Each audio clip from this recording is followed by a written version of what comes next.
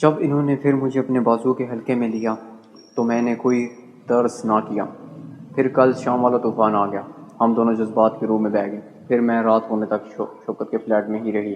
شوکت نے اپنی امی سے ٹیلی فون پر رابطہ کیا تو انہوں نے بتایا کہ بیٹی کے ہاں لڑکا ہوا ہے اور وہ کل شام ہی واپس آئیں گے۔ بچہ خیریت سے ہے۔ والدین کی واپسی کے 1 ہفتے بعد ہماری شادی بڑی دھوم دھام اور روایتی انداز سے ہو گئی۔ پھر ہم دونوں ہنی مون منانے سوات چلے گئے۔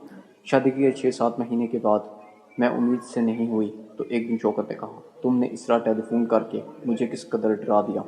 میں نے صرف اس خوف و خیال اور اندیشے سے جلد شادی کر لی کہ کہیں تم امید سے نہ ہو جاؤ، اور نہ میرا ارادہ 1 برس کے بعد شادی کرنے کا تھا۔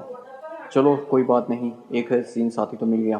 رات کو میں نے شوکت کو امی سے ہونے والی ساری گفتگو سنائی۔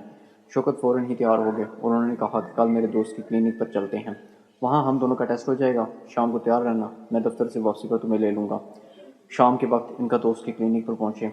ٹیسٹ کے مراحل سے ہم دونوں ہی گزرے۔ جب رپورٹ آئی تو مجھ پر گویا بجلی سے آ گری۔ میں سکتے میں آ گئی۔ میں نے اسے اپنی سماعت کا فطور سمجھا۔ اس رپورٹ کے مطابق صرف مجھ میں نقص تھا۔ میں وہاں مننے کے قابل نہ تھی۔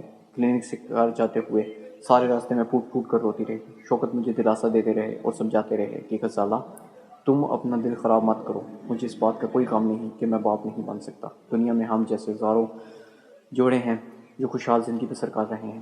ساس نے رپورٹ سنی تو سن کر خاموش ہو گئی۔ اس وقت انہوں نے کچھ نہیں کہا۔ جب میں رونے لگی تو انہوں نے مجھے گلے سے لگایا، میرے آنسو اپنے دوپٹے سے پونچھے اور کہا کہ خدا کی مرضی میں ہم دخل نہیں دے سکتے، صبر و شکر کر لو، کیونکہ اس کے سوا کوئی چارہ بھی تو نہیں ہے، اور ہم کر بھی کہہ سکتے ہیں۔ کوئی 3 دن تک غم اور وحشت اور صدمے سے میرا برا حال ہے۔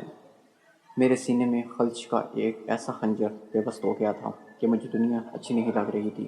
عورت اس وقت تک ادھوری رہتی ہے جب تک وہ ماں نہ بن جائے۔ ہر عورت کے اندر ایک ممتا ہوتی ہے۔ میں اپنی ممتا کو کیسے سمجھاؤں میں نہیں جانتی تھی۔ راتوں کو جب شوکت سو جاتے تو میں نشت میں جا کر تکیے میں منہ دے کر کھٹ کھٹ کر روتی۔ ایک روز میں رات کو رو رہی تھی کہ شوکت بیدار ہو گئے۔ دوسرے دن وہ مجھے مری 2 دن کے لیے لے گئے۔